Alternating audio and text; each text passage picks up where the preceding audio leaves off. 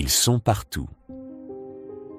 Dans les médias, sur les réseaux sociaux, même dans nos églises. Conservateur, progressiste, libéral. Des mots qui enflamment les débats, mais que peu de personnes prennent le temps de définir. Peut-on être fidèle à ses convictions sans tomber dans les extrêmes? Quelle place la Bible occupe-t-elle face à ces courants de pensée? Ce soir, À Cœur Ouvert vous propose une discussion franche, respectueuse et sans langue de bois. Installez-vous confortablement. Cette conversation pourrait bien changer votre manière de voir les choses.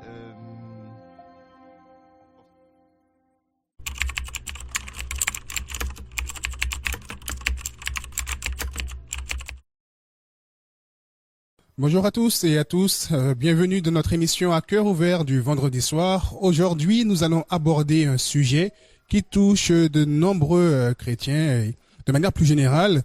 Nous allons parler de manière ouverte en cette émission.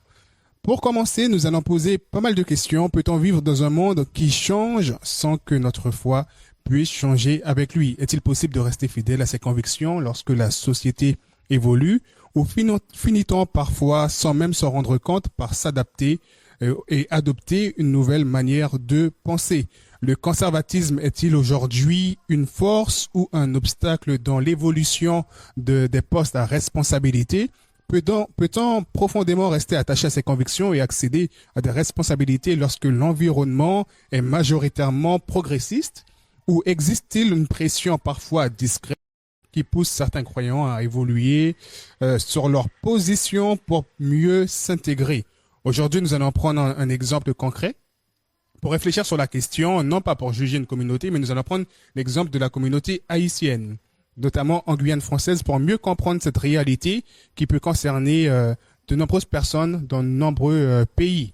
Je vous invite à regarder cette émission jusqu'au bout, car la dernière question que nous allons vous poser est très importante et nous allons passer sans plus tarder à la présentation de nos invités. À ma droite. Bonjour à tous, je m'appelle Alexandre et je suis heureux de contribuer à la réflexion aujourd'hui. À ma gauche. Bonjour à tous, je m'appelle Bonhomme Steven et je suis de nouveau heureux de participer à cette émission à Cœur Ouvert.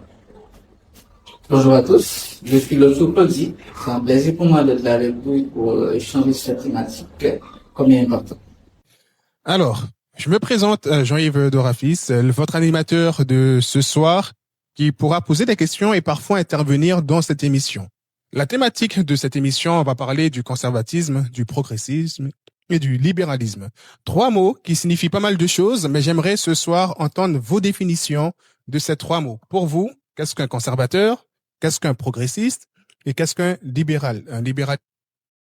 Pour moi, fondamentalement, le conservateur, c'est celui qui est à l'aise avec les choses, avec le fonctionnement des choses telles qu'il les a trouvées en l'état et pense qu'il ne faut pas changer. Le progressiste, c'est l'inverse, c'est celui qui a un malaise quelconque avec l'état actuel des choses, avec le statu quo, et donc qui va proposer du changement, soit basé sur sa réflexion personnelle ou tel qu'il voit que les choses sont à l'extérieur. Donc il va comparer. Et le libéral, au final, c'est un terme un peu économique, mais en gros, c'est celui qui va prôner la diversité, la liberté individuelle de chacun à faire comme bon lui semble, grosso modo. Du coup, nous allons prendre un exemple de la communauté haïtienne. Selon vous, pourquoi cette réputation de conservateur, d'un parti conservatiste, est fortement attachée dans la communauté haïtienne? Est-ce qu'elle est liée à la Bible, à l'histoire du pays? Car nous connaissons que Haïti a dû prendre son indépendance par la force et du coup ils sont fortement attachés par rapport à cette culture. Est-ce que c'est lié par rapport à ça, à la culture, ou sinon un mélange de ces différents éléments, foi, culture et son histoire personnelle? Ce que je voulais ajouter concernant en fait le peuple noir même, comme vous parlez de l'histoire, d'un côté on peut retrouver effectivement l'histoire a joué son rôle dans cette sorte de résilience qu'on trouve chez les Haïtiens effectivement. Imaginez-vous un peuple noir, les Espagnols débarquent dans leur pays, les prennent et les mettent dans des bateaux, ils viennent dans des pays, ils connaissent personne, comme des esclaves, vous voyez, emprisonnés. Donc il y avait cette courage chez eux Et je pense que il y a cette transmission effectivement de génération en génération. Vous allez voir l'haïtien, partout où il arrive, ils vont vous dire, ah non, c'est un peuple courageux. Regardez Haïti, la situation actuelle, les gens, ils louent Dieu. Les jeunes, ils sont actifs dans la parole de Dieu, dans la prédication de l'évangile. Ça, c'est la résilience. Ça, c'est le côté courage. Ils ont ça. Mais vous savez, ce qui les a mieux formés, c'est qu'il y a la Bible. Parce que s'il n'y avait pas la Bible, parce qu'on parlait de révolution tout à l'heure, effectivement, il y a ce côté révolutionnaire, effectivement, chez les Haïtiens. Mais par rapport à la Bible, ils sont canalisés maintenant. Ils vont se révolter par rapport à un système, mais selon la Bible. Mais tandis que quelqu'un qui n'a pas Dieu, qui connaît pas la Bible, il va se révolter, mais ce sera pas selon la Bible. Et remarquez aussi, vous avez parlé effectivement de ceux qui sont ici et qui sont des conservateurs, effectivement. Faut dire, de nos jours, on commence à perdre ce sentiment de conservatrice. Parce qu'il y a certains, effectivement, qui viennent, qui prennent la forme du vase. Ils prennent la forme du vase, effectivement, pour, soit pour monter, soit pour avoir des postes, effectivement. Mais, en réalité, c'est un peuple courageux. Et c'est un peuple révolutionnaire. Mais quand certains étudient la Bible, ils comprennent la Bible, ils vont révolutionner, mais dans le bon sens, pour aller dans le sens spirituel, dans le sens du progrès, dans le sens selon la Bible. Effectivement. Je l'ai posé justement cette question, c'est la deuxième question. C'est justement quand un chrétien conservateur quitte son pays, où il pouvait exprimer pleinement ses principes, ses convictions, et arrive dans un pays peut-être plus progressiste, où tout le système change. En Haïti, on tolérait plus la partie conservateur, ça dépend de certains domaines, alors que dans d'autres pays, être un conservateur, c'est moins de le tolérer, puisque le système est plutôt mis sur le progrès, sur l'évolution, ou sur la libéralité. Justement, mais lorsque ces chrétiens arrivent dans un pays où la société, ou dans la société, ou même dans certaines églises qui ont une vision plus progressiste ou libérale, pourquoi peut-il y avoir une évolution dans sa manière de penser, de pratiquer sa foi, de ce chrétien conservateur? Il était conservateur, maintenant il arrive dans un pays, maintenant il devient peut-être plus progressiste, il y a un changement. Comment expliquer ça? Et pourquoi peut-il y avoir ce changement, cette évolution chez certaines personnes? Je réponds avant. Oui. C'est juste pour dire que moi, je pense pas qu'il devrait normalement progresser. Parce que... Mais la progression est bonne. Il faut progresser. Non, mais je vais vous expliquer dans quel sens la progression peut être bonne. Parce que dans la vie, il y a certaines expériences qu'on va faire. On va comprendre certaines choses par rapport un exemple, oui. Un chrétien qui était, et comment dirais-je, je prends un exemple palpable. En Haïti, on est strict. Si frère Claudie, il vit dans le concubinage, l'église sait ça, automatiquement, radiation. Mais maintenant, frère Claudie vient ici en Guyane française. Il analyse la situation. Il se dit, ah bon, ok, on vit dans un pays, on n'a pas de famille, et pour travailler ici en Guyane, il faut un titre de séjour, on l'a pas. La situation est compliquée, et la personne, souvent de fois, se sent obligée de cohabiter avec quelqu'un. Et c'est là qu'on peut parler de, pas vraiment progressisme, mais d'une maturité. Parce que, on se pose des questions, mais si frère Claudie tombe dans le concubinage, mais qu'est-ce qui a amené cela? Il faut se poser des questions. Et c'est dans ce sens qu'on peut parler effectivement, pas de progressisme, mais plutôt de maturité spirituelle. Parce qu'il y a des questions qu'on ne se posait pas. Parce qu'en Haïti, on vivait pas cette situation. Il n'y a pas cette situation où la personne se sent obligée, puisqu'il n'y a pas de moyens mis à disposition, obligée de vivre dans une condition qui n'est pas conforme selon la parole de Dieu. Mais il y a une réalité ici qui pose et la personne se sent, puisqu'il n'y a pas d'alternative et l'Église ne propose pas d'alternative. C'est pour ça que j'aime bien, et je lisais dernièrement et je disais ça avec quelques frères, le livre de Victor Hugo sur Les Misérables, qui disait, peut-on condamner quelqu'un pendant que nous, qui sommes responsables, on n'a pas mis en place des structures pour que la personne ne tombe pas? Peut-on condamner cette personne? Et Victor Hugo disait, mais non, on peut pas condamner parce que c'est nous les responsables. C'est nous qui devons savoir que telle chose va amener à cela. Et puisqu'on n'a pas pris des dispositions par rapport à cela, est-ce qu'on est en mesure de condamner quelqu'un alors qu'on devrait l'aider à ne pas tomber dans cela? Donc tout ça pour vous dire, on a une certaine maturité qu'on prend par rapport à déplacement qui a été fait.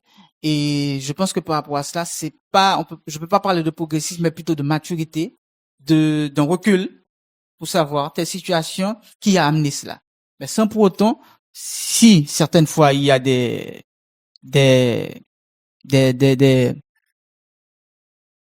mesures qui doivent être prises, il faut que cela soit pris. Mais avec beaucoup de tact, tout en considérant beaucoup de paramètres. Surtout dans le cas des personnes qui vivent en concubinage ici en Guyane, tout ça, des jeunes, et surtout dans ça. Alexandre? Ben, je pense aussi qu'il y a une problématique de stabilité derrière ça, que ce soit des fraîchement migrants par exemple cette année, ou que ce soit des ressortissants genre qui sont nés ici. Il y a toujours ça relève d'un problème de stabilité personnelle et identitaire au final. C'est qui je suis et est-ce que j'ai le droit d'être ça? Au final, est-ce que je peux me permettre d'être ça? C'est une question forte. On peut reprendre l'exemple de Daniel. Ça a été un choix. Enfin, Daniel et ses compagnons, ça a été un choix catégorique fort et qui les a mis directement. Enfin, qui les a fait remarquer quoi. C'est ça aussi. C'est quand on se sent isolé comme ça, est-ce qu'on est capable de porter le flambeau, c'est-à-dire parce que c'est vraiment c'est une décision qui allait au-delà d'eux-mêmes parce que là ils étaient princes quand même. Daniel et ses compagnons ils étaient de la famille royale d'Israël et en tant qu'eunuques ben ils auraient plus de descendance. Du coup la question c'est qu'est-ce qui reste de moi, qu'est-ce que je suis et sur quoi je m'appuie au final, parce qu'au final c'est ça la moralité de l'histoire, c'est mon appui en Dieu valable dans toute situation. Ils sont passés d'un palais à des ruines à serviteurs à vie et puis exécutés à mort, condamnés à mort pour leur foi aussi. Donc au final c'est sur quoi je m'appuie en fin de compte. C'est pour ça c'est une grosse affaire d'identité. Une personne qui quitte son pays, qui vient dans une nouvelle société, il n'a pas de repère, il a personne, bien qu'il soit, qu'il ait les principes de la parole, mais il n'a pas de famille, pas de frère, pas de sœur et autres. Et tout le temps sous le stress de sortir et d'être pris par la police, d'être reconduit dans son pays, sachant que l'environnement dans lequel peut-être c'est une fuite par rapport à une guerre ou autre. Donc elle a des a priori, des craintes, des inquiétudes où elle n'a pas encore de solution palpable dans le contexte où elle est arrivée. Du coup, cette personne, on va prendre un exemple. Une personne qui va rencontrer une autre personne pour pouvoir avoir ses démarches, pour faire ses démarches. La société te demande de remplir certaines conditions. Ces conditions, être stable, le mieux, c'est d'avoir un partenaire peut-être qui a la nationalité du pays, avoir des liens d'attache dans le pays, en fait, avoir une situation qui va justifier ou qui va motiver le gouvernement en place ou les responsables de ce pays à te donner droit et accès à ce pays. Cette personne se retrouve dans ce contexte-là. Elle a la foi, mais le souci, c'est qu'elle n'a pas encore son droit. Donc, et du coup, donc toute cette pression est mise sur elle, qui fait que cette personne peut-être va trouver une solution, une alternative pour avoir des liens d'attache. Va rencontrer quelqu'un, va faire un enfant, ou sinon va demander à que quelqu'un d'autre connaisse cet enfant, peut-être va mentir sur certaines choses pour accélérer son dossier et autres. Et au final, ça passe. On peut dire, bon, elle a fait une mauvaise chose, mais le résultat final, c'est qu'elle obtient ce droit. Elle obtient ce droit. Donc, est-ce qu'elle, du coup, elle ne doit pas, est-ce qu'elle ne doit pas considérer cela comme étant une bénédiction ou quelque chose de bien qu'elle a obtenu? Bon, bien que le chemin était très farfelu, mais si on comprend l'environnement, si on comprend justement l'environnement dans lequel cette personne évolue, on peut bien comprendre qu'elle n'avait pas de d'autres solutions ou alternatives qui est propice. Il y a des personnes qui ont eu la foi. Il y a des personnes qui ont eu la foi ici, qui ont manifesté la foi, mais qui n'ont jamais obtenu leur papier et qui, la police les a repris et les a amenés, les a reconduits dans leur pays. Et d'autres personnes qui ont moins de foi, qui ont fait les choses à leur manière et du coup qui sont toujours là, qui sont bien installés, qui ont bien évolué et autres. Donc la foi, est-ce que la foi est une certitude, est une garantie que là où tu arrives, avec tes principes ou autres, qui va, que tu seras bien, que tu seras, voilà, que tu auras droit, dans ce pays. Et je peux intervenir? Oui. Et c'est là que je parle effectivement. Je retourne sur le même mot tout à l'heure concernant la maturité spirituelle. Et j'aime bien l'exemple que tu es en train de prendre. Quelqu'un qui vient dans ce pays pour avoir ses papiers, un chrétien. On prend l'exemple, on parle de chrétien, on reste dans le milieu évangélique. Un chrétien qui vient ici effectivement avec toutes ses convictions, qui connaît ce que la Bible dit, parce qu'il y a le commandement qui dit, le 8e commandement qui dit, tu ne mentiras point. Et qui vient en Guyane française, qui n'a pas ses papiers, et qui se retrouve dans un dilemme. Quel dilemme? Parce que moi, j'ai été en face de ce dilemme. Quand je suis arrivé ici en Guyane, on m'a dit, Claudie, pour avoir tes papiers, il faut mentir. Et il faut mentir, et il faut le faire avec tact. C'était quoi? Faire un dossier réfugié. Et dans le dossier, il faut montrer par A plus B que tu étais persécuté, qu'on voulait à ta mort dans ton pays. Moi, j'ai pas à te mentir. Quand j'ai regardé le dossier, avant même de quitter mon pays, Haïti, comme j'avais plein de relations avec beaucoup de personnes qui sont bien placées, je me rappelle l'avoir dit à un juge que je vais déplacer, je vais en France, parce que moi, c'était en France que j'allais. Il m'a dit, attends, avant de partir, j'ai un truc à te donner. J'ai dit, c'est quoi? Il a préparé un dossier complet pour moi. J'ai même pas regardé, il l'a mis dans une enveloppe et puis je suis venu avec. Et puis, c'est quand je suis arrivé ici en Guyane, j'ai pris le temps de regarder le dossier. Et c'est là que j'ai pu comprendre que dans le dossier, il y avait un dossier tout écrit, tout préparé, preuve à l'appui, pour que je puisse faire une demande d'asile politique. Quand j'ai lu le dossier, j'ai vu que j'ai été persécuté, que des partisans politiques sont venus chez moi, ils ont même mis le feu, et que moi, de justesse, je suis sauvé. J'ai regardé le dossier. Et je sais que je pouvais argumenter effectivement pour avoir l'asile politique. Et après, je me suis dit non, je ne pourrais mentir. Parce que Dieu m'a protégé pendant toute ma vie en Haïti. Vous voyez, personne, des gens voulaient à ma vie effectivement, mais Dieu m'a protégé. Il m'a épargné des biens et des dangers. Et j'ai dit non, je vais pas mentir. Par contre, j'ai vu des personnes qui l'ont fait et qui ont eu un avis favorable.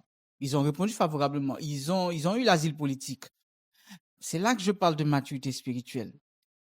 Est-ce que je vais dire à ces personnes, ah bon, oui, vous avez menti, c'est pas la bénédiction de Dieu, Dieu vous a pas béni parce que vous avez menti pour avoir vos papiers, tout ça et ça.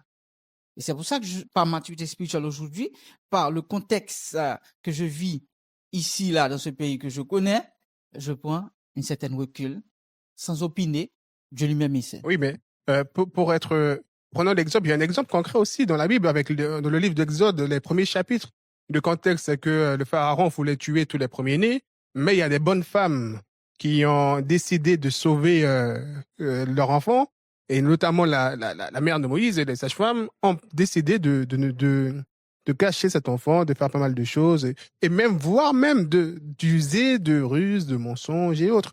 Aussi, il y a l'exemple de, je crois que c'est pas Jacob, parce que c'est Jacob, qui devait prendre une ville. Ouais, c'est Jacob, effectivement. Oui. Quand il a dit c'était sa demi-sœur. Oui, il y a ça, mais il y a aussi, lorsqu'il devait partir, non, Abraham. il devait partir prendre une ville, il y a une prostituée qui les a cachés.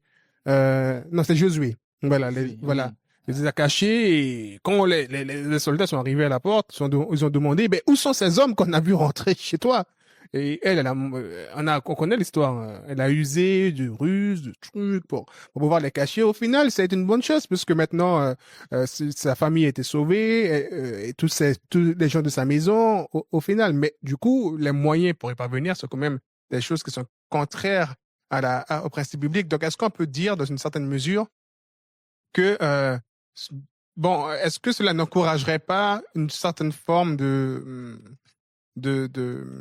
d'acceptation ou de modulation des croyances pour obtenir la bénédiction? Si Dieu se fait attendre, Dieu comprendra aussi le fait que je puisse user de ces méthodes là-dessus. Je sais que tu aimerais réagir, mais je vois aussi qu'Alexandre voudrait dire.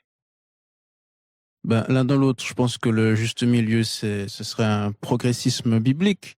C'est-à-dire que les sages-femmes dans Exode vivaient à une époque où Dieu n'avait pas encore donné les 10 commandements. Donc voilà, il y a le contexte moral. Et puis au final, c'est la question reste la même. C'est est-ce que sur quoi on s'appuie, sur quoi on espère pour notre survie, pour notre intégrité morale et physique.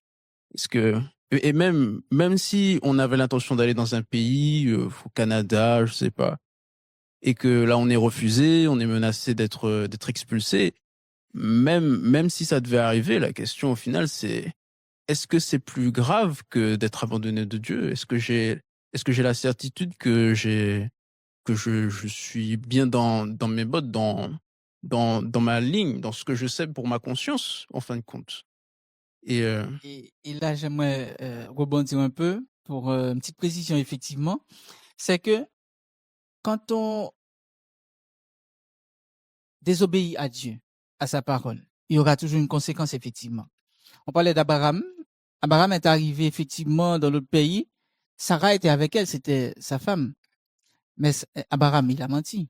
Il a dit que c'était sa demi-sœur.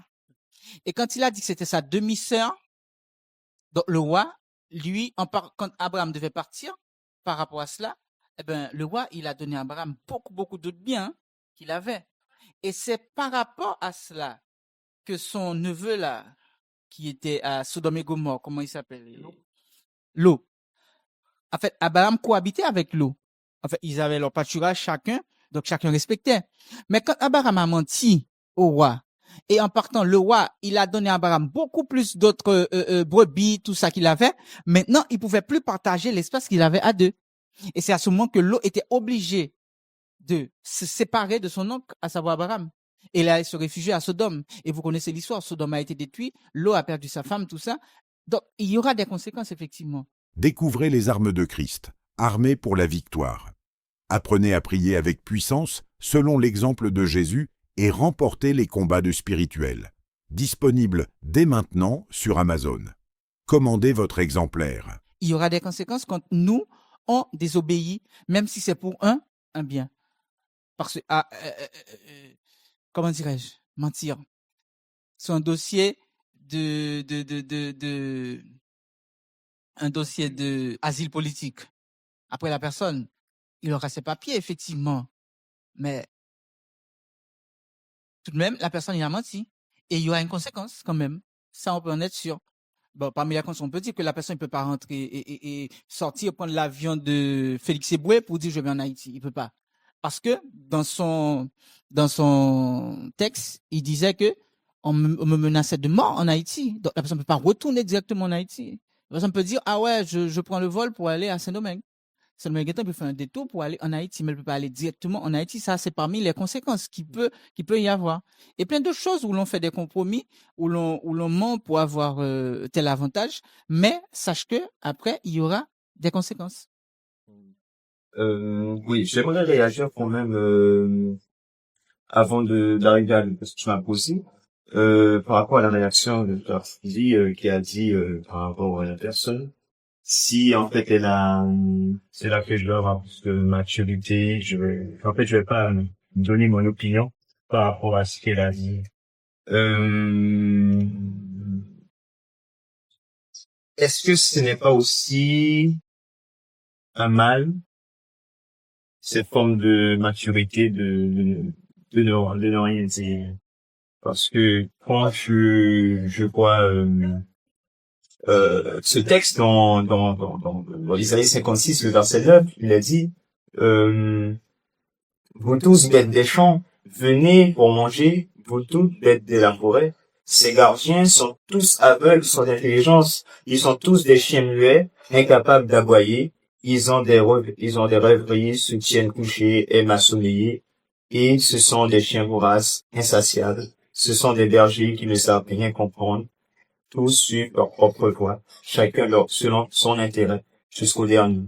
Bon, est-ce que, en fait, on prend pas le danger, justement, de ne pas quand même avertir la personne, même si le truc est fait, on va pas là dire de même casser tout son truc, mais au moins, au bon comptoir, si toi tu as fait juste de manière personnelle, on va pas la prendre.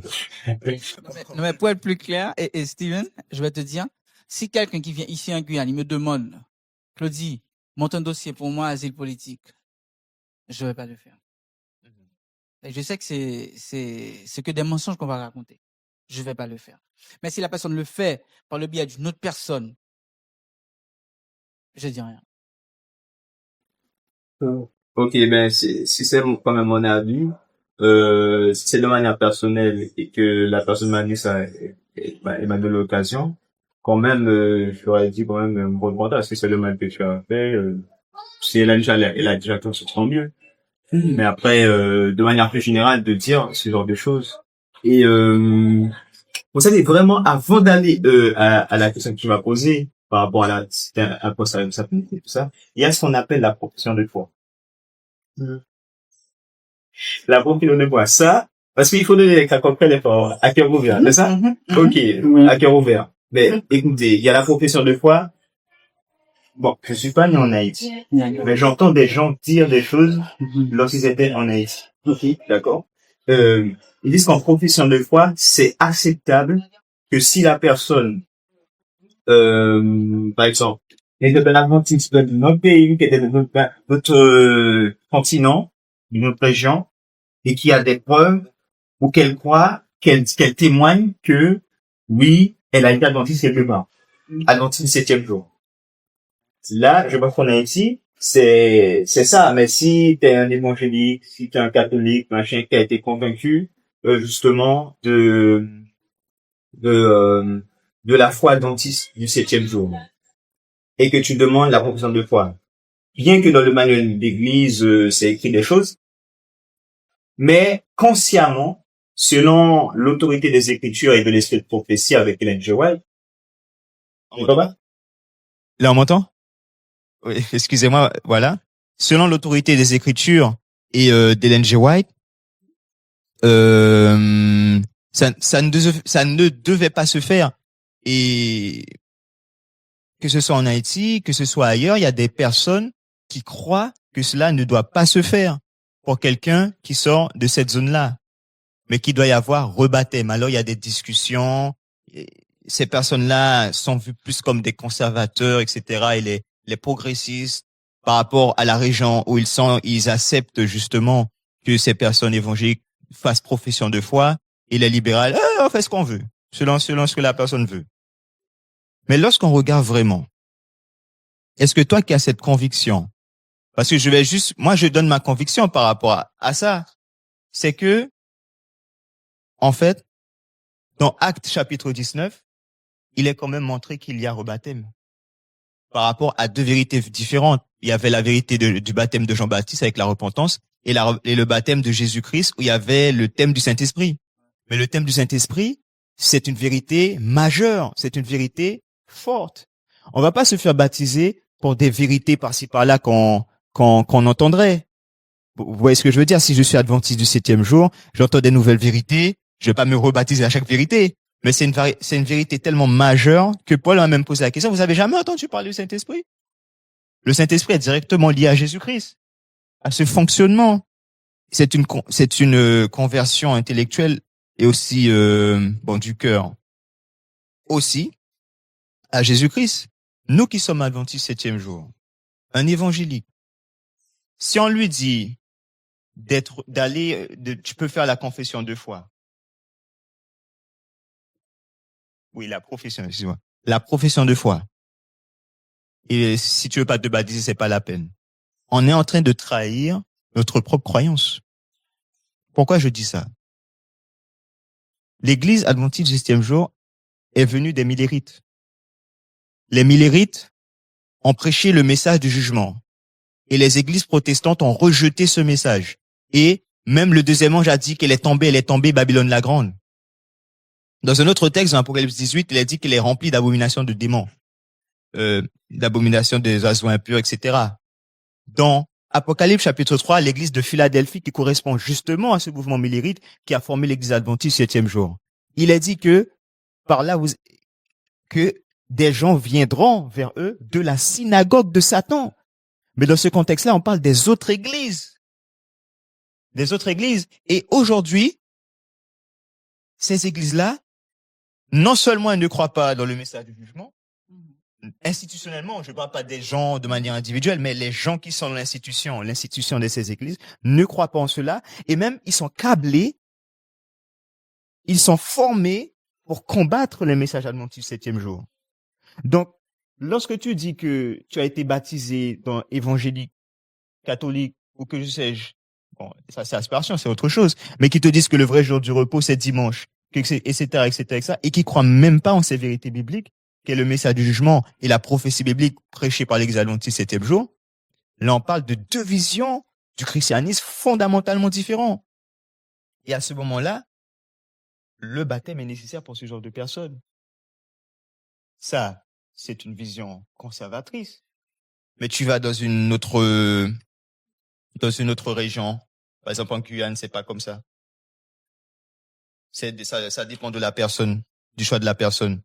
Que fais-tu de ta foi? Vas-tu te ranger justement? Vas-tu te conformer justement à ces choses-là? Ou vas-tu rester silencieux ou ne pas dire les choses? Justement, Steven, j'ai une autre question qui va s'introduire, la question, la 5e question, sur les responsabilités du chrétien. Un chrétien qui garde ses convictions, qui garde des convictions conservatrices, peut-il accéder à des responsabilités importantes dans une église où la majorité des responsables ont une vision plus progressiste ou libérale? Voilà, la réponse est un petit peu dans la question, parce que la Bible dit que le monde aime ce qui est de lui. Donc si dans la hiérarchie les gens sont plus mondains, ils vont regarder est-ce que tu penses comme eux, et à ce moment-là ils vont t'accepter s'ils voient que si tu penses comme eux. Après, s'ils pensent plus comme Christ dit, je ne mettrai pas dehors celui qui vient à moi. Et même Judas, Christ voyait dans le cœur de tous, donc y compris dans celui de Judas. Donc il voyait que ses intentions n'étaient pas pures, voire même criminelles, on peut dire ça plus ou moins. Donc, mais pourtant ça n'a ni empêché Christ de l'accepter, de le mettre en position, de le mettre en mission même, avec lui donner des dons comme à tous, et surtout ça n'a pas non plus empêché l'œuvre de Christ, l'œuvre du Saint-Esprit d'avoir Judas dans ses rangs. Donc je pense que au final la question c'est pas tant est-ce que moi je suis adéquate si je veux être en poste quelque part, est-ce que je veux être diacre, je sais pas, c'est pas est-ce que moi je vais bien pour cette hiérarchie, c'est quelle est la santé de la hiérarchie en fin de compte. Parce que moi si je veux être en position, c'est parce que j'ai une vision, j'ai une disposition à contribuer. Donc au final c'est ça la question, est-ce que les gens veulent de ça ou est-ce que ils sont refermés. C'est pour ça que je pense que au final la Bible encourage à être progressiste, mais du point de vue biblique, parce que de nos jours les termes conservateur ou progressiste, c'est a une connotation un peu spéciale, c'est-à-dire que à une époque en tout cas, on disait si tu es mentalité chrétienne, tu es conservateur, tu veux pas que les choses changent, ce qui est pas vraiment la réalité. Et si tu veux être plus cool, plus fun, plus jeune dans ta tête, ça veut dire que tu es dans le sens du progrès. Mais le progrès vers quoi au final? Parce que la plupart des gens qui aiment cette idée de jeunesse des mœurs et des idées, ce sont des gens qui se tournent vers eux-mêmes souvent. Quand ils entendent ces discours-là, ils regardent vers eux-mêmes et ils se disent, ils se questionnent, qu'est-ce que je ressens par rapport à cette idée-là et quelles sont au final mes idées et mes intentions. Et quand on voit ces gens qui défendent le progressisme, ils se défendent eux-mêmes en vérité. Ils défendent leur propre moralité, leur propre point de vue. Est-ce que ce que je fais est bien? Donc forcément, si tu remets en question ces idées-là, ils se disent, il est en train de me juger. C'est pour ça qu'on a des réactions aussi émotionnelles, aussi violentes, alors que la question n'est pas la personne qui défend son point de vue, puisqu'on ne connaît pas la personne. Souvent, on n'a pas fait de recherche sur la personne qui parle, mais on fait une recherche sur la société, sur le fonctionnement, sur ces limites de la philosophie qu'on fait. Mais les gens n'ont pas posé des questions philosophiques, sont pas documentés sur la question de façon objective pour pouvoir répondre au monde. Ils se disent plutôt, est-ce que je vais être jugé? Et donc, mon influence quand j'ai le micro, c'est de dire, est-ce que je vais influencer ceux qui m'écoutent à moins me juger, à plus tolérer ce que je veux faire, moi? Et s'il faut dire à tout le monde de faire ce qu'il veut, eh ben, je vais dire à tout le monde, faites ce que vous voulez, comme ça va m'autoriser plus moi. Mais il n'y a pas de question sur quelles sont les conséquences de ça. Et j'ai constaté qu'on a plusieurs générations de parents, en tout cas au moins après à la fin du XXe siècle, qui sont des réactionnaires. Beaucoup de ah moi je vais pas faire comme ça. Plus que de chercher une philosophie profonde et stable, ils regardent dans leur enfance comment leurs parents les ont traités, comment ils auraient préféré être traités, et ça va d'extrême en extrême. Souvent, on a des parents qui sont extrêmement stricts, qui battent leurs enfants et tout, et ça crée des enfants qui vont devenir parents en disant, moi je vais pas battre mes enfants, moi je vais les laisser faire ce qu'ils veulent dans la vie parce que c'est comme ça que j'aurais aimé être traité. Et donc, extrême strict, extrême libéral, et aucun des deux extrêmes n'est la solution souvent. C'est pourquoi je dis le conservationnisme, enfin le conservateur, je regarde plus ça du côté du confort qu'on a avec ce qu'on a connu, plus que les idées vagues qu'on n'a pas forcément cherchées. Est-ce que mes parents, ils m'ont traité d'une façon que je supporte? Ils m'ont battu, et il y en a qui estiment ça m'a fait du bien dans ma vie, donc je vais battre mes enfants si c'est nécessaire. Donc c'est eux s'ils sont dans une position conservatrice, conservateur, parce qu'ils sont à l'aise avec ce qu'ils ont reçu. Et ceux qui vont promener le progressisme, ceux qui n'étaient pas à l'aise. Mais plutôt que de regarder notre point de vue personnel, je pense qu'il faut plutôt regarder aux conséquences, parce que de nos jours, on peut les voir, les conséquences de ces choses. Là, et c'est pour ça que je parle de progressisme biblique, parce que Jésus dit, soyez mes imitateurs, soyez parfaits comme le Père Céleste est parfait. Alors, on pourrait dire que c'est du conservateur parce que Dieu ne change jamais. Mais nous, on doit changer puisqu'on n'est pas comme Dieu. Donc, c'est toujours du progrès en soi. C'est pour ça que je parle de progressisme biblique. Pour la question, vous répondre la question et Jean-Yves. Est-ce qu'on peut être accepté par une hiérarchie qui est conservatrice? Ah oui, ok, merci. Donc, la question, c'était de savoir comment on fait quand on a une vision, qu'elle soit conservatrice ou progressiste, et qui est en contradiction avec la posture des hiérarchies dans lesquelles on veut s'intégrer? Moi, déjà, je peux dire que même si moi, j'avais l'intention d'avoir un poste, les personnes qui sont conservateurs, tu vois, déjà, ils auraient dit non. On prend l'exemple palpable, l'église. À l'église, pour avoir un poste, il faut passer par la nomination. Donc, imaginez-vous, Claudie, il a une position extrémiste par rapport à certains laisser-aller qu'il voit qu'il y a sur les principes de l'église. Donc, dès qu'il parle, on se dit, ce frère, ouais, il est axé sur principe, on va pas marcher avec lui. Donc, il y aura l'opposition, effectivement. Donc, c'est sûr que il y aura une petite majorité, un petit clan qui va se dire, moi, je vais voter contre ce frère. Et ça va être le cas. Mais quand c'est Dieu qui le veut, et c'est là toute la différence, effectivement. Quand c'est Dieu qui le veut, Même s'il y a opposition qui dit non, Dieu lui-même, il fait en sorte que toi, tu seras là. Mais quand toi, tu y arrives effectivement, il faut rester soi-même. Et quand on parle effectivement de progressiste, tout à l'heure, c'est le mot, progressiste, quand je suis l'échange qu'on a là, je me suis dit que, en fait, pour moi, progressiste, c'est synonyme de conformiste. Les gens, ils veulent rester dans la conformité, ce qui leur arrange. Ils veulent pas ils veulent être chrétiens, ils veulent être comme membre d'église, mais c'est selon la manière, Oui, selon la façon qu'ils veulent vivre, ne pas les déranger. C'est ça la conformiste. oui, mais le progressiste, selon la définition, celui qui veut rester lui-même, rester dans son confort, c'est comme euh, conservateur. Le conservateur veut rester selon ses convictions, selon son confort. Le progressiste veut rester selon son confort, selon sa sensibilité et autres. Les deux veulent rester dans leur point de vue. Et est-ce que les deux sont prêts à faire une concession? Parce que l'exemple que tu as pris si tu es nommé dans un poste, et que tu ne suis pas le cheminement de la pensée des conservateurs, ils vont te considérer comme un traître, comme quelqu'un qui a changé ses convictions.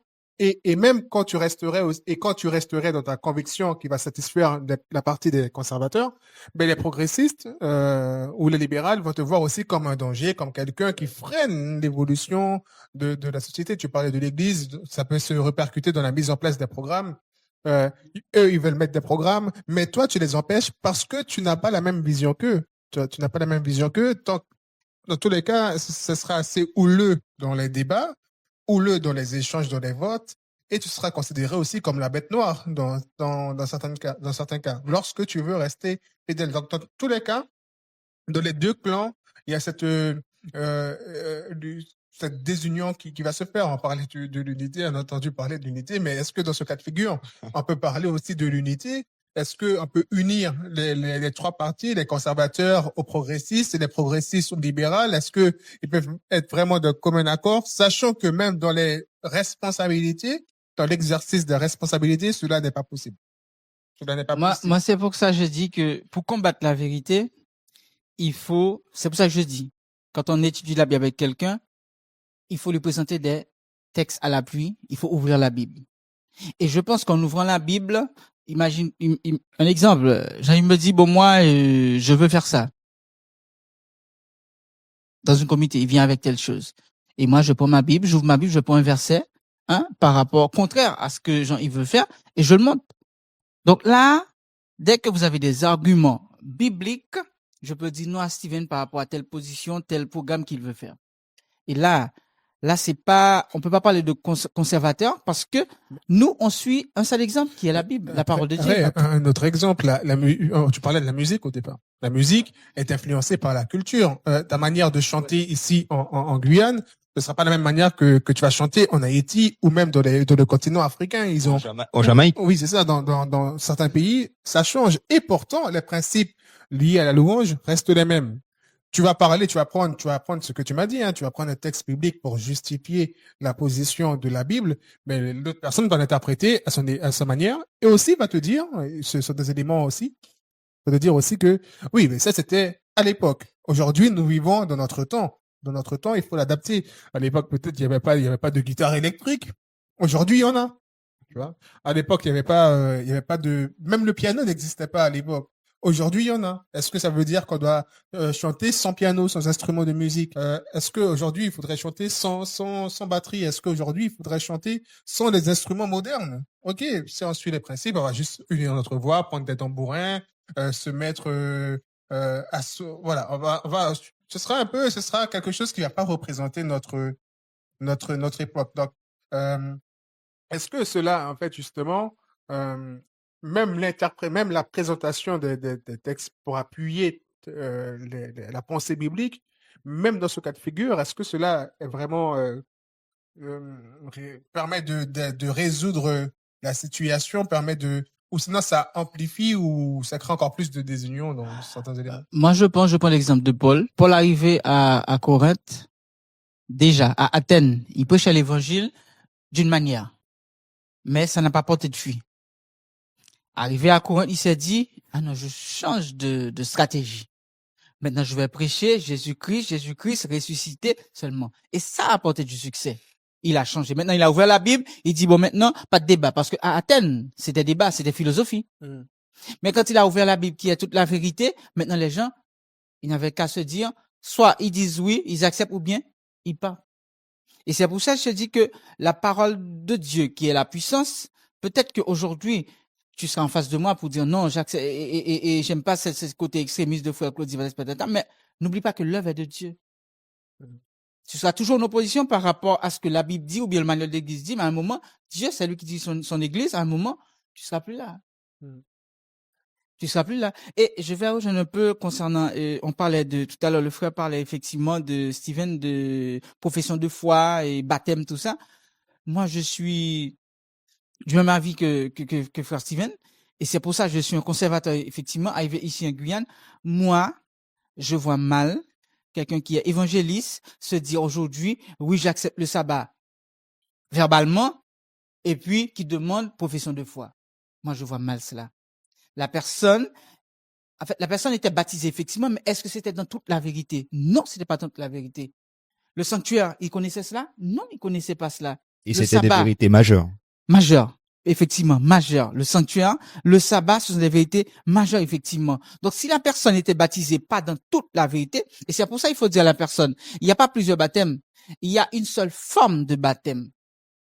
Claudie peut être adventiste jour, il a commis une bêtise, on l'a radié. S'il veut redevenir membre, il doit repasser par le baptême. Parce que, il a avilé l'église du Seigneur, il a posé une acte que tout le monde le sait maintenant. Maintenant, pour retourner, il doit poser une autre action pour dire non, je regrette ce que j'ai fait. Maintenant, je décide d'aller dans ce sens. Pareil pour un frère qui est adventiste.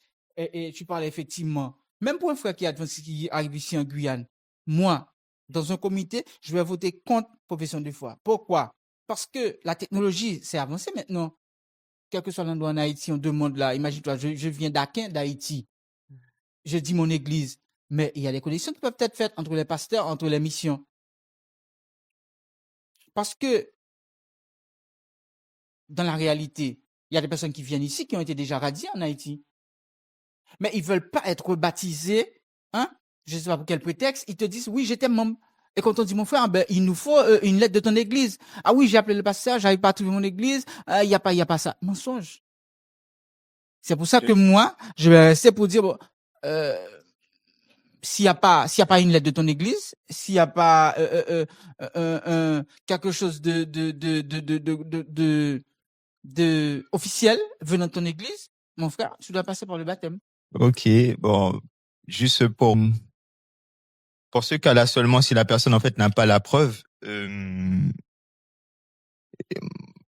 moi, selon ce que je vois, selon ce que je peux percevoir de la Bible, je laisse la personne avec sa conscience.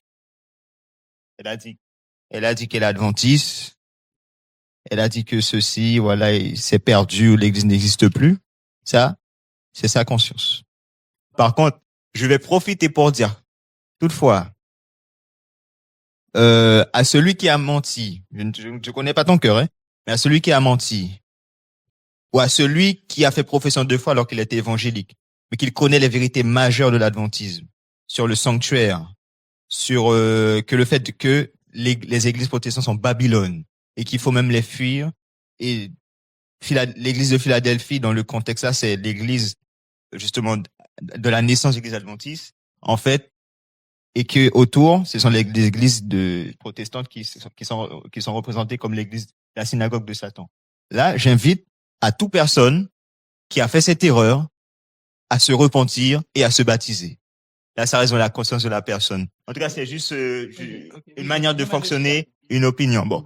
Non, mais je suis d'accord, effectivement. Tu l'aurais pas fait, je respecte ton. C'est la conscience de la personne qui se dit adventiste. Et puis, il y a pas, son église peut pas envoyer un document officiel pour confirmer cela. C'est une question de conscience, effectivement. C'est pareil pour quelqu'un qui te dit, moi, je veux être baptisé. Tu vis dans le concubinage? Non. Et pourtant, la personne vit dans le concubinage. Ça, c'est la personne avec son Dieu. Seulement, ça, c'est la personne, effectivement, avec son Dieu. Mais nous, on fait son travail pour dire, voilà, si c'est ça, nous, on veut pas. Mais si vous nous mentez, ça, c'est vous, effectivement.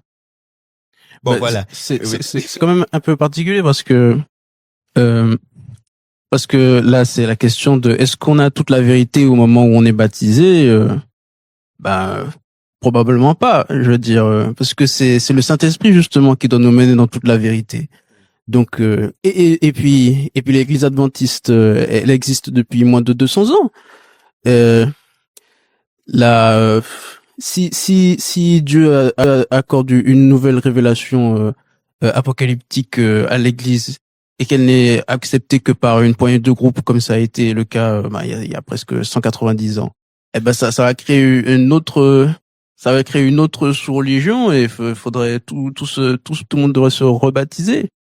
Du coup, moi je pense peut-être que c'est le cas, peut-être que c'est la vérité, mais je pense surtout que en gros, je pense qu'il faut se maintenir à la simplicité de l'évangile en même temps. C'est-à-dire que Jésus a dit, celui qui croit et sera baptisé en mon nom sera sauvé. Et je pense que dans ces questions-là, on peut pas voir le cœur des gens et le véritable, ce qu'ils pensent vraiment, mais la question c'est de voir surtout à l'esprit. C'est-à-dire voir les fruits de l'esprit, parce que l'apôtre Paul nous a donné une petite liste au moins, et de voir la question de l'unité dans notre foi et dans notre action. Oui, mais après, on va arriver vers la fin de l'émission. Il nous reste une question, voire deux, pour conclure l'émission. Mais pour arriver à cette avant-dernière question, je vais revenir sur ce qui a été dit. Sur la liberté, là, ce qu'on met en lumière, c'est la liberté de conscience, c'est la liberté de pouvoir décider par soi-même. Mais est-ce que nous savons que au sein même de cette communauté, c'est mal perçu la liberté de conscience. On a l'exemple du Covid. Lors du Covid, certains estiment que en tant qu'Église, devait plus défendre seulement, mais non laisser à la liberté de choix de chacun. Donc, donner les directives nécessaires à ces personnes qui ne voulaient pas forcément peut-être prendre le vaccin ou autre. D'autres, il y a un mouvement qui est mis en place. Il y a des personnes qui sont contrariées par rapport à cela. Il y a des personnes aussi qui estiment que des lettres devaient être transmises pour les protéger, pour dire que oui, la Constitution, en tout cas les droits de l'homme, il dit que ma conviction, en tout cas moi, ma conviction doit être respectée. On ne doit pas m'imposer à subir l'ordre de quelqu'un, même si cela viendrait du gouvernement. Et certains estiment que l'Église a échoué. Comme aussi lors de la Première Guerre mondiale, c'est dans notre histoire où l'Église adventiste a aussi permis ou n'a pas assumé sa responsabilité pour permis à que certaines personnes prennent les armes ou rentrent dans une forme de guerre, même si c'est indirect ou pas, mais que les gens portent des armes, alors que la Bible dit tu ne tueras point, tout simplement, et on n'est pas censé porter des armes ni vouloir défendre notre nation au prix des commandements. Mais cette liberté de conscience a été exposée d'une telle manière qu'elle a permis aussi aux membres d'être dans le flou et de se dire, bon, c'est le cœur qui compte, c'est ma conviction, l'Église n'est ni pour ni contre, et c'est ça qu'on pense, n'est ni pour ni contre, mais c'est toi.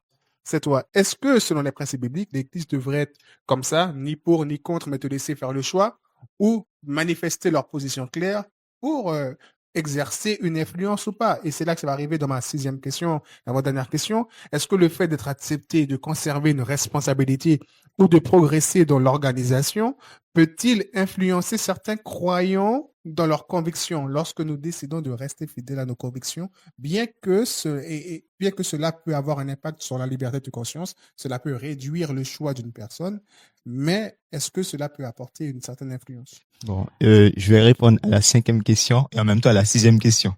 Comme c'est un peu lié, je voulais répondre à la 5e aussi.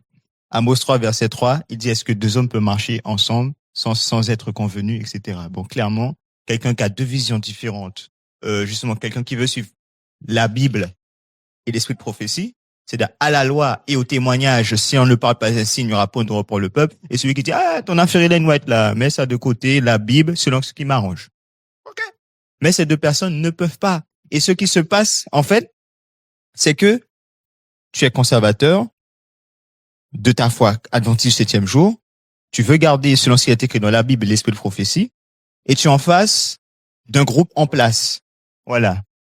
T'es en face d'un groupe en place. Quand je veux dire groupe en place, vous savez, dans la direction de l'église, de n'importe quelle église, on fait des comités, on choisit des gens pour mettre dans la direction.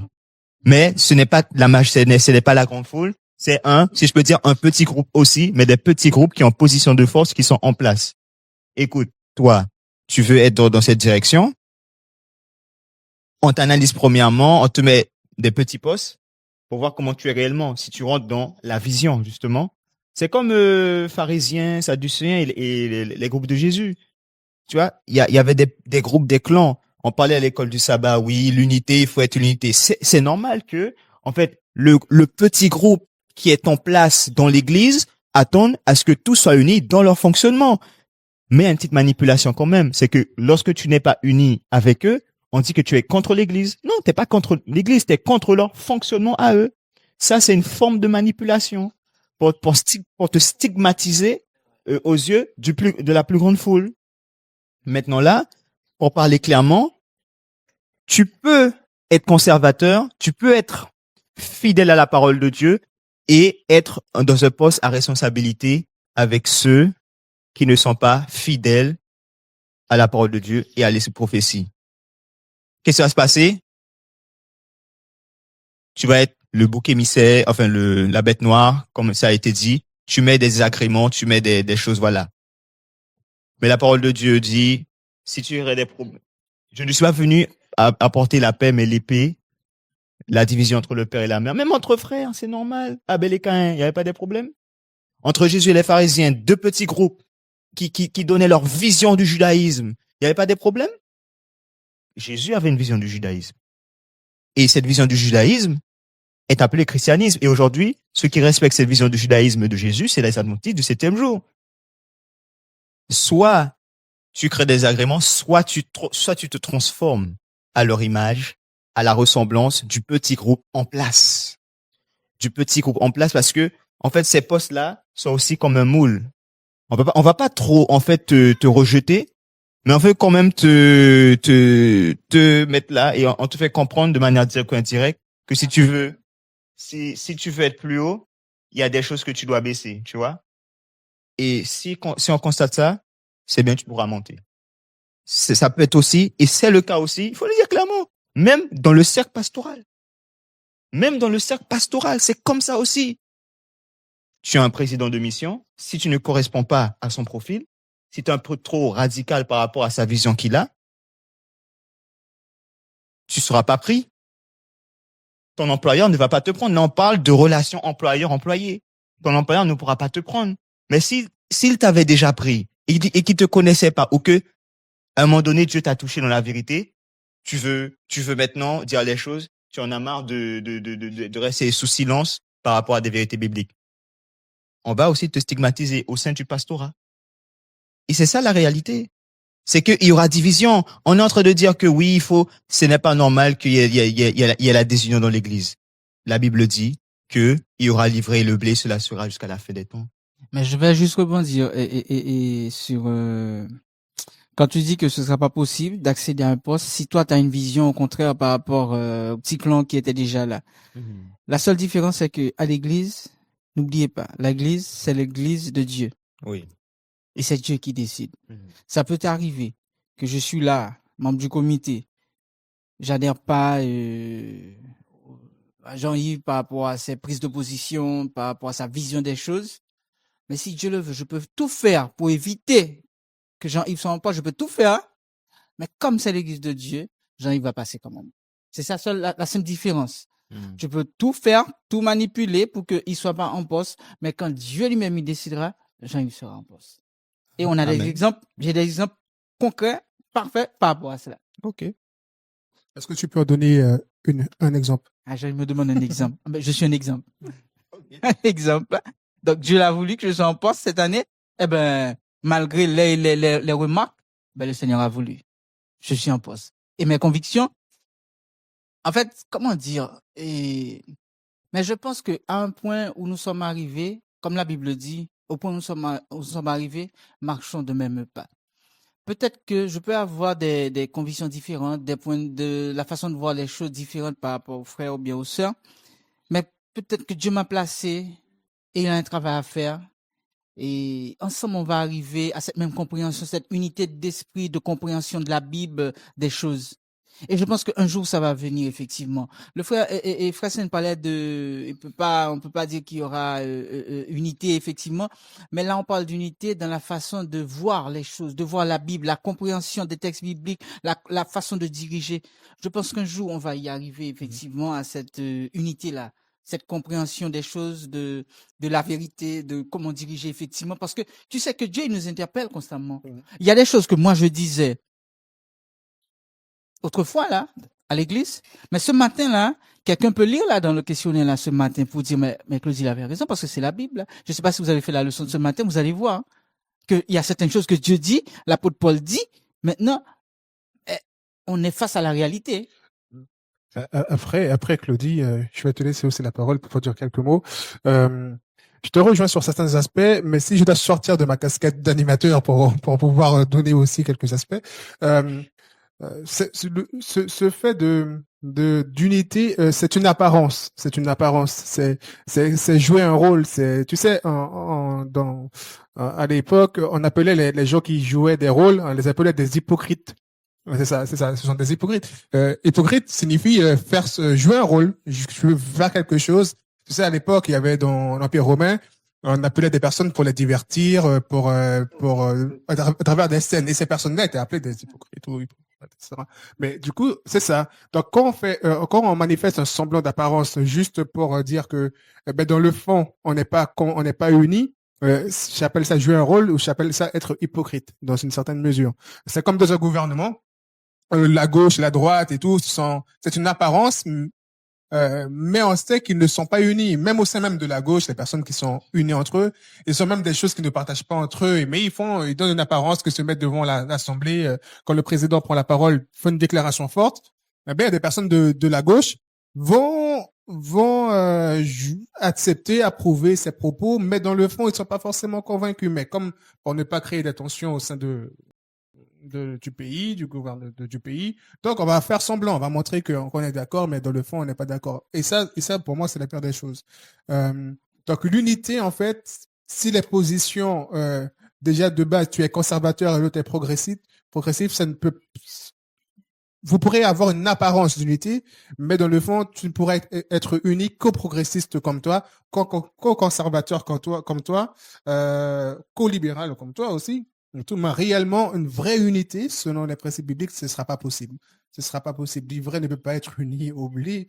Dans l'ivraie, est-ce qu'il y a des conservateurs qui sont conservateurs, il y a des libéraux, il y a des progressistes, dans leur vision erronée. Et comme dans le blé, il y a des personnes qui sont conservateurs, progressistes, mais qui respectent la limite. Également. Donc, c'est ce que je voulais aussi mettre en lumière parce que cet aspect de fonctionner ensemble, il est bien. Mais Steven a pris le cas des petits groupes, des personnes qui s'attachent, qui se mettent ensemble avec des personnes qui partagent leur vision. Je trouve pas que c'est un mal. C'est être sincère avec être réel. Voilà, c'est être sincère. Quand tu regroupes, quand tu prends des personnes qui partagent ta vision, tu es sincère. Tu es une entreprise, tu prends des personnes qui partagent la vision de l'entreprise. Tu vas pas prendre quelqu'un qui a la vision opposée à ton entreprise, qui sait que demain matin, il va créer un faux témoignage et ton entreprise va faire faillite. Et tu le vois dans le CV, tu vois que la personne dit j'aime pas ton entreprise. Et tu dis bon, pour chercher l'unité, bon c'est le cœur, et bon on va le prendre. Demain matin, il t'amène dans ton entreprise à la ruine, tu es responsable. Tu es responsable. Donc en réalité, moi je pense que rechercher les personnes qui partagent sa conviction n'est pas un mal en soi. Se réunir ensemble, fonctionner ensemble, marcher de commun accord, c'est pas un mal en soi. C'est une très bonne chose. C'est être vrai, c'est être concret, et marquer cette différence et dire dans le fond tant que les positions seront différentes, on peut pas être unis. Aussi, on peut faire des choses, hein, on peut se mettre ensemble. Hein. Tu sais, on peut faire des actions sociales, d'autres aspects. Mais c'est une apparence. Il faut être d'accord que c'est une apparence et que cette unité générale pour tous que tu as mentionné, en réalité, ne sera jamais atteint. Pour moi, je me dis, est-ce que c'est un rêve? Est-ce que c'est quelque chose, un objectif qu'on idéalise? Est-ce que ce sera un jour réalisable? Telle est la question et qu'il faudrait peut-être approfondir là-dessus. Mais j'aimerais entendre, je vais te laisser réagir pour conclure, mais j'aimerais entendre Alexandre, il n'a pas beaucoup réagi. Non, mais parce que, enfin, je prends le cas de l'Église parce que c'est l'Église que je connais bien. politique ou pas, je maîtrise pas bien. Mais l'église, ouais. En fait, dans l'église, imagine-toi, je viens dans une église et je vois que tout fonctionne mal. Les dirigeants sont là, tout fonctionne mal. Est-ce que par rapport à cela, si on me nomme pour tel poste, je dois dire non? C'est une question. Est-ce que je dois dire non? C'est une question que je te pose. Est-ce que je dois dire non? Non, tu l'acceptes, mais tu connais la réalité. C'est pas pour dire tu tu vas changer. Tu le fais dans le cadre de changer le système et au final, c'est toi qui change. C'est pour ça que je te dis, il y a des choses qui sont plus profondes. Dans l'église, on est certain. Et dans la réalité, en fait, dans la réalité, c'est pas le cas. Mais ce que Dieu dit, les postes qui sont attribués, c'est l'Esprit de Dieu qui touche les cœurs des gens pour voter telle personne. C'est ça qu'on connaît, que la Bible nous dit. Mais dans la réalité, souvent de fois, Jean-Yves, il vote Steven parce que c'est son ami. Même si c'est Steven, il peut pas remplir le poste, il a pas les qualités nécessaires là pour le poste, il le vote. OK. C'est dans ce sens que, même si je vois que ça fonctionne mal, les dirigeants, ils fonctionnent, en fait, c'est pour faire plaisir parce que n'oublie pas, il y a plusieurs sortes de dirigeants. Il y a des dirigeants qui sont des charismatiques. Ils veulent faire plaisir à tout le monde. Des Aaron. Oui, Aaron. OK, oui, c'est vrai, merci. Est-ce c'est que vrai. je peux lire? Comme on a peu Si. de temps, est-ce que je peux lire D'accord. justement ce passage Exode 32 et le verset 21 à 24, il est dit, Moïse dit à Aaron, que t'as fait ce peuple pour que tu l'aies laissé commettre un si grand péché? Aaron répondit, que la colère de mon Seigneur ne s'enflamme point. Tu sais toi-même que ce peuple est porté au mal. Donc, il connaissait comment le peuple est. Le peuple a besoin de plaisir, a besoin de soirées créatives, avec des choses qui n'ont rien à voir avec les trucs bibliques, des trucs sportifs, etc. Eh bien, Aaron, le dirigeant qu'est Aaron, pas forcément le dirigeant pastoral, mais en dessous aussi, peut dire que, mais tu connais comment c'est, mais laisse-moi, c'est pas de ma faute, mais en fait, t'as ta responsabilité aussi, tu peux dire non. Mais voilà, ils vont pas ses responsabilités, il est un progressiste, celui qui joue selon le temps. Le peuple a besoin de charnalité, de péché. Il fait ça. Eh ben, il a dit, voilà. Alors, je reprends quand même là où j'étais. Alors, le verset 21, voilà, verset 23. Ils m'ont dit, fais-nous un Dieu qui marche devant nous, car ce Moïse, ils aiment pas Moïse, ce Moïse, cet homme. Tu vois, quand tu dis ce gars-là, hein, cette personne-là, ce pasteur-là, tu dis pas mon pasteur, tu dis ce pasteur. Tu le portes pas dans son corps parce que il n'a pas la même vision que toi. C'est la réalité. Eh ben, ce Moïse, cet homme qui nous a fait sortir du pays d'Égypte, nous ne savons ce qu'il est devenu. Je leur dis que ceux qui ont de l'or sont des pouilles et ils me l'ont donné. Je l'ai jeté au feu et ils en est sorti de ce veau. Mais malgré tout, Moïse, il a collaboré avec Aaron. Et il y a d'autres exemples aussi dans la Bible. Timothée, Marc, Pierre. Ah ben, il voulait pas aller au ministère avec lui. Mais après, parce qu'il avait ses raisons, il a trouvé que le jeune là, et c'était Marc ou Timothée, que Paul voulait pas. Parce que il trouvait qu'il avait pas de courage. Tu vois? Il voulait pas. Donc, à un moment, on est appelé à collaborer dans l'œuvre du Seigneur. Mais, un exemple, peuple Israël retourné chez eux, comme c'était une prophétie, tout allait mal. Les dirigeants étaient là, ils toléraient le peuple faisait toutes sortes de bêtises et personne ne disait rien. Mais Dieu, il a été chercher Esdras. Et quand Esdras est venu, il a remis l'ordre. Hein. Tous les dirigeants étaient là, hein, ils toléraient les bêtises que faisait la nation. Mais quand l'homme du moment était venu, Esdras, il a remis l'ordre. Donc, des fois, le Seigneur nous appelle aussi à cohabiter avec ceux qui ont une vision différente de nous, mais peut-être que c'est par nous aussi que ça va venir pour que l'ordre soit rétabli aussi. C'est pour ça que je dis que diriger l'Église et les choses du monde, c'est deux choses parallèles parce que on rentre dans un système, quand c'est l'Église, il y a l'Esprit de Dieu qui agit aussi. Et les postes, ça vient pas de l'humain. Ça vient de l'humain parfois, la réalité. Mais si c'est Dieu qui t'établit là, c'est parce qu'il a une mission pour toi.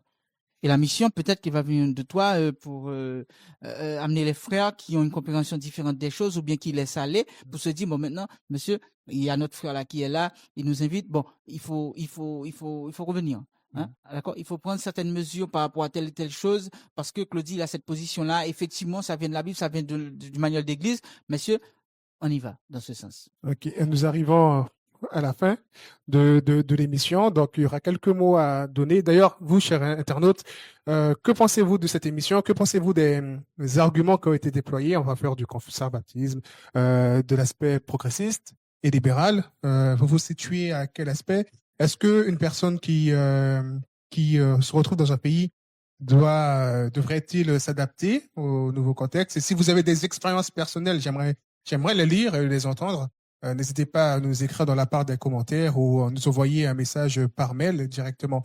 Alexandre, tu as pas pu réagir dans les propos qui Oui, ont été dits. ben, je serai bref. C'est que je pense que si on a une problématique avec quelqu'un ou même un groupe de personnes, je pense que il faut avant tout penser aux problématiques de l'esprit. Parce que lorsqu'on prend les choses pour soi, lorsqu'on vit le moment émotionnellement, relationnellement, d'humain à humain, on voit les défauts de la personne ou bien nos propres défauts mis en cause. Et ça peut tourner à à des conflits d'ego, alors que en fin de compte, si on est là à se parler, c'est parce que d'une façon ou d'une autre, on veut qu'il y ait une entente, qu'il y ait un vivre ensemble qui se fasse. Chacun a sa vision de ce que ça doit être, mais faut se rappeler que les projets dans le cœur de l'homme sont nombreux, mais c'est la volonté de l'Éternel qui s'accomplit, c'est le dessein de l'Éternel qui s'accomplit. Et ce que je veux dire par là, c'est que ça peut être une zone de confort de se tourner vers soi, de se replier sur soi-même, de laisser les gens aller dans les bras du monde parce que c'est ce qu'ils font, c'est aller les laisser dans leur tendance et puis moi être bien de mon côté. Mais bon, si on parle de l'Église, il est écrit de n'abandonner pas les assemblées, etc. Donc ce que j'y vois surtout, c'est que c'est avant tout une œuvre de l'esprit qui doit se faire.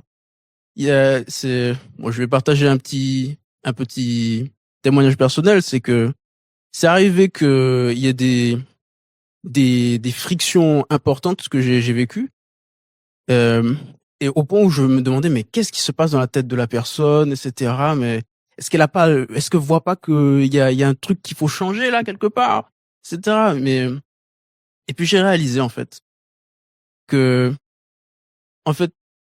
même si ça serait mieux si on s'entendait, mais en fait compte, moi-même dans cette situation particulière là, en fait, c'est pas vraiment moi qui suis concerné en premier lieu. C'est tout irait mieux si ce désaccord là n'existait pas. Donc j'ai appris à voir pour ce qui est du cas de l'église et de l'influence qu'on doit avoir dans les lieux de travail, etc. C'est que il y a ma mère qui disait un petit dicton, c'est bon Dieu pas qu'à fait 1000 ans. C'est-à-dire quand tu prends conscience d'une chose, c'est pas juste pour tu sais ou juste on va en discuter, voilà. Mais c'est incroyable quand même, hein, les gens ils sont comme ça. Non, c'est Dieu, il met dans nos têtes des problématiques. Des fois même il autorise que des problèmes nous viennent, qu'on soit touché directement par les situations pour qu'on prie dessus, pour qu'on demande sa volonté dessus. Et quand j'ai commencé à voir ça, j'ai commencé à prier pour demander, Dieu, fais-moi comprendre la situation, fais-moi envoyer vers toi la prière qu'il faut pour cette situation-là. Et au fur et à mesure, je vois là où j'étais brouillon, là où je voyais pas qu'est-ce qui allait pas. Là, au fur et à mesure, pendant que je prie, je vois que il y a un bout de la parole de Dieu qui revient et qui manifeste clairement dans cette situation-là. Si Dieu était là et qu'il avait son mot à dire, c'est cette parole-là de Dieu qui est valable. C'est par exemple une promesse évidente. Je vous enverrai mon Saint-Esprit. Donc la question c'est si personne n'a le Saint-Esprit, qu'est-ce qu'on fait? C'est Dieu qui a promis. Donc au final on demande ce que Dieu a promis. Et là c'est encore une fois on parle de l'unité. C'est Jésus qui a demandé l'unité. C'est pas nous qui se sont dit ce serait bien si on pensait tous la même chose. Non, il a envoyé au Père la dernière prière qu'il a partagée avec ses disciples, c'est qu'ils soient un comme toi et moi sommes un. Donc au final, c'est plus de demander « Ah Seigneur Jésus, secoue un peu cette personne parce qu'il y a un problème là ». Non, c'est plus loin, c'est ta volonté d'unité que tu as demandé, que ce soit ça qui s'accomplisse dans cette situation. Et s'il y a des détails, s'il y a des problématiques que tu vois, c'est aussi l'esprit. J'ai vu ça. Même, c'est arrivé que je travaille à un moment donné avec des adolescents.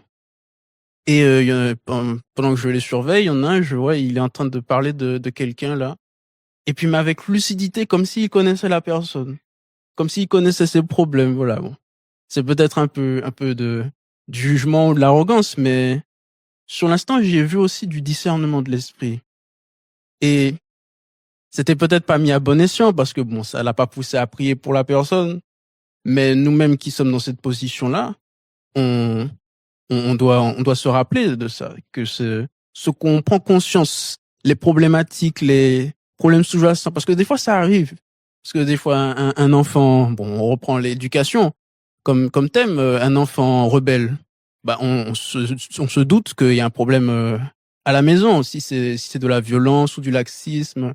Et du coup, au lieu de prier simplement Seigneur, fatigue cet enfant comme ça il va pas me fatiguer, eh ben c'est plutôt Seigneur, soit avec cet enfant quand il rentre chez lui, soit avec ses parents. La vie est difficile pour certaines personnes. Des fois, on ne sait pas quoi faire. Ça m'arrive aussi. Des fois, je ne sais pas quoi faire avec lui, donc avec ses parents, j'imagine. Donc là, il y a une démarche, comme disait le frère, d'adaptation, de compréhension du contexte qui, au final, enrichit la prière dans le sens de la volonté de Dieu, en fin de compte. Du coup, c'est toujours la même prière, c'est que ta volonté soit faite, qui, selon le contexte, est plus enrichi au final. Voilà. Merci à tous d'avoir suivi l'émission. Nous allons laisser à tout à chacun 1 minute pour faire leur mot de conclusion et puis nous allons rendre l'antenne. Nous commençons par Claudie. Eh ben, si un dernier mot, c'est que quel que soit l'état où nous nous trouvons, quel que soit le pays, restons fidèles à Dieu et à ses promesses et à ses principes. Et comme cela, comme les 3 jeunes Hébreux, Dieu, quelle que soit la situation où nous nous trouvons, il nous délivrera. Restons sur les principes bibliques. Ne changeons pas pour faire plaisir à la masse, mais restons soi-même, selon la Bible, selon la parole de Dieu. Et comme ça, Dieu, quelle que soit l'opposition qui peut être en face de nous, il nous donnera la victoire sur cela. Alors, ce que je peux dire, Josué, chapitre 24, le verset 15, choisissez qui vous voulez servir. Acte 4, le verset 19 et Acte 5, le verset 29, mieux vaut obéir à Dieu plutôt qu'aux hommes. Ce que je peux dire, c'est que il faut rester fidèle aux Écritures, à la parole de Dieu, peu importe les pressions sociales exercées par la hiérarchie, exercées par le poste que tu as ou réservées par rapport à ton niveau intellectuel. Si tu es fondé sur la parole de Dieu et l'esprit de prophétie, il faut tenir sur ce chemin par le Saint-Esprit, par la prière, par Jésus-Christ. Et sachez-le, l'unité, si on cherche l'unité juste pour avoir l'unité, ça ne sert à rien. Mais ce qu'il faut, c'est l'unité dans la vérité. Je ne dis pas l'unité en Jésus-Christ, parce que tout le monde dit l'unité en Jésus-Christ, mais l'unité dans la vérité, et cela se vérifie par la parole de Dieu et l'esprit de prophétie. Il faut avoir ce cœur, il faut chercher la repentance, chercher, comme dit Ellen G. White, chercher ces messages d'avant longtemps, ces messages de repentance, et il faut s'armer des armes de Dieu. Et je profite aussi pour promotionner ce livre, Les armes de Christ, armées pour la victoire, qui a été sorti par le CCC Ministère, qui relate justement les armes de Dieu en détail. Parce qu'il n'est pas normal pour un soldat d'aller au combat sans savoir l'utilité de chaque arme. Donc, je vous invite à justement lire, acheter ce livre sur Amazon ou prendre contact avec nous pour ceux qui sont en Guyane. Il y aura même aussi une version en créole haïtien pour ceux qui le veulent. Contactez-nous. Alexandre, ton mot de la fin? Eh ben, je pense que je vais rester sur la comparaison avec Daniel, c'est-à-dire que Là où on aurait pu voir une problématique qui est celle de moi, Daniel, j'ai un petit travail de fonctionnaire et on veut m'embêter sur ma foi, donc tout tourner vers soi. Au contraire, tourner ça vers problématique de Dieu, car au final, la fermeté dans sa foi, ça a été résoudre une problématique qui était extérieure à lui. C'est-à-dire le roi arrogant qui avait un problème avec sa foi à lui. Au final, c'est lui que Dieu a touché dans la foi de Daniel.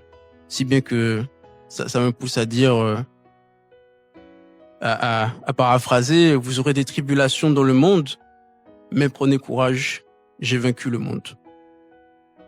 Merci à tous pour votre écoute.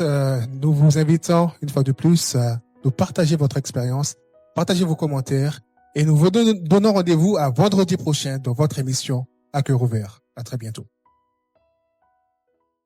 Avant de nous quitter, permettez-nous de vous adresser une invitation.